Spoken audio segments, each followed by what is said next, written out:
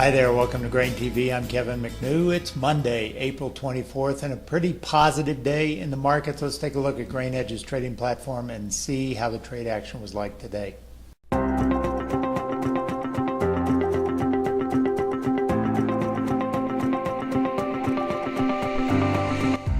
Grains were firmly in positive territory to start the week, with soybeans leading the complex higher from Sunday night's trade. The opening bell this morning saw the markets try to test the highs overnight, but there was little follow-through buying. As the day session unfolded, wheat made a return trip to the low $4 mark, while corn and soybeans held mostly steady. Going into the close, soybeans were gaining strength and finally took out the day's highs in the last 10 minutes of trade before settling slightly lower. On the close, corn was up 2 1/4. Beans.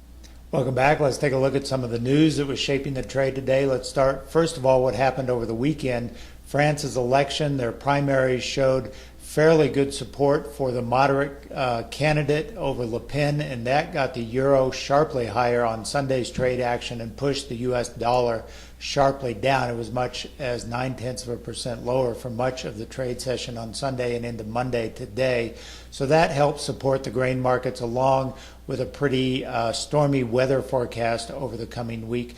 We will get USDA crop planting conditions or crop planting progress here later today. Those are expected to show the corn crop about 15% planted versus 6% last week.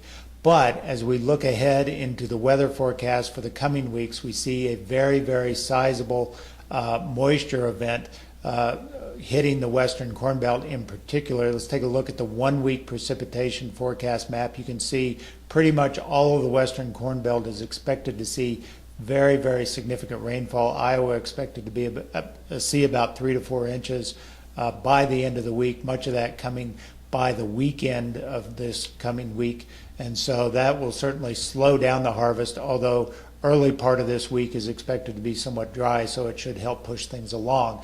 But cold weather is also returning to the forecast. That is starting to show a likely hard freeze in the Dakotas and Minnesota, and sub-freezing temperatures stretching all the way down into Kansas. So that may too spell some problems, especially in the winter wheat crop. If it stretches really far down into Kansas, we could get some freeze damage noted there.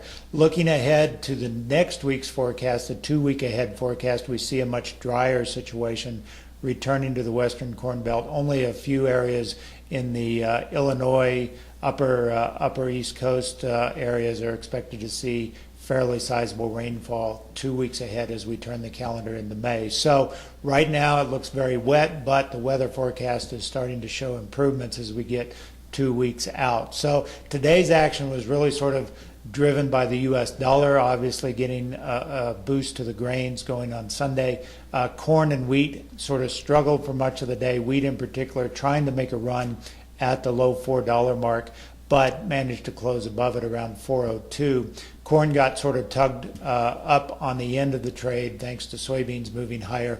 As we look at the daily soybean chart, now switching to the July contract with first notice day on Friday, July traded as high as 972.5. That happens to be the high we established last Monday as well. So look for that as the overhead resistance right now. That mark has hit us twice now, last Monday and today as well. We traded it just briefly on the last 10 minutes of trade, but backed off going into the close. So watch that mark. I think we're starting to see some inching higher here. We have the potential to move above that 972 and maybe flesh out some of these short positions that have accumulated on the soybean market. That's all we've got for today on Grain TV. As always, if you'd like to learn more about how we can help you lower your commission to only $7 a trade, then visit us online at grainhedge.com. Have a great day. We'll talk to you on Tuesday.